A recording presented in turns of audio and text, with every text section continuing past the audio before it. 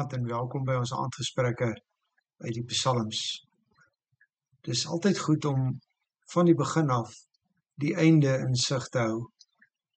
As ek weet alles loop af op die lof aan die Here, dan begin ek my lewe reg van die begin af al so inrig. Om God te loof beteken om sy grootheid te laat skyn, om hom na vore te bring, hom te vergroot, om te prys soos iemand wat 'n stukkie koper opvryf sodat die glans sigbaar kan word. Ons ken lofprysing in die gewone gang van die lewe, hoe 'n sportheld geloof word, of hoe ons iemand wat oorlede is se goeie eienskappe besing, of hoe 'n man sy vrou prys oor dit wat vir hom van haar kosbaar is. Lof laat die mooie uitkom. So behoort God deur ons woorde en ons lewens vooropgestel te word.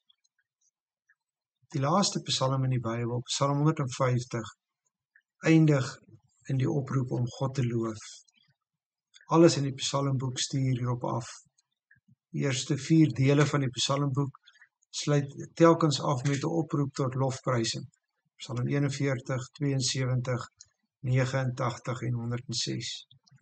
Die 5de deel, se laaste 5 psalms, begin en eindig met die Halleluja, die uitroep om God te loof. Die laaste psalm roep die hemel en die aarde op om met alles wat hulle het, die Here te loof. Volkome 10 keer in die psalm kom die oproep tot lofprysing. Dit is eintlik eenvoudig. Alles draai daarom.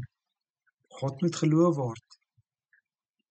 Verby is al die klaagliedere, die smekinge, die worstelinge en die vorige psalms.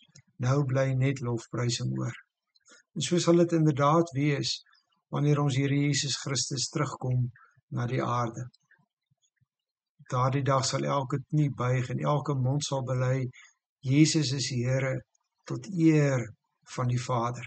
Daardie dag sal dit wees soos 'n harde geluid, soos die gedruis van 'n groot watermassa, soos die gedreun van swaar donderweer, wanneer 'n groot menigte sal uitroep, Halleluja, die oorwinning en die heerlikheid en die mag behoort aan God. Dit is wat kom. Wat dan van vandag? Vandag wanneer dit is asof die Halleluja koor stil begin word, asof die chaos en die lyding, die geweld, die siektes, die oorloë, die dood, die koor stil maak. Psalm 150 roep ons juis op om vandag, te midde van al die dinge waarmee ons in die psalms wil saamsing, aan te hou om die Here te loof. Juis te midde van die worstelinge, Psalm 42, te midde van skuldgevoelens, Psalm 38, skuldbelydenis, Psalm 51, selfs te midde van Godverlatenheid, Psalm 22, aan te hou om die lof van die Here te besing. Al is dit sukkelend, twyfelend, stotterend, moet ons aanhou, omdat die Psalm ons oproep en aanmoedig om tot lof van die Here te sing. Nou al. Ons kan, want die Here Jesus Christus het gekom om die lofwaardige God aan ons bekend te maak. Hy kom perspektief gee in die gebrokenheid. Hy die gebrokenheid kom deurbreek, siektes kom genees, hy het hoop in die wêreld gebring. Hy het die Satan en die laaste vyand, die dood, kom oorwin.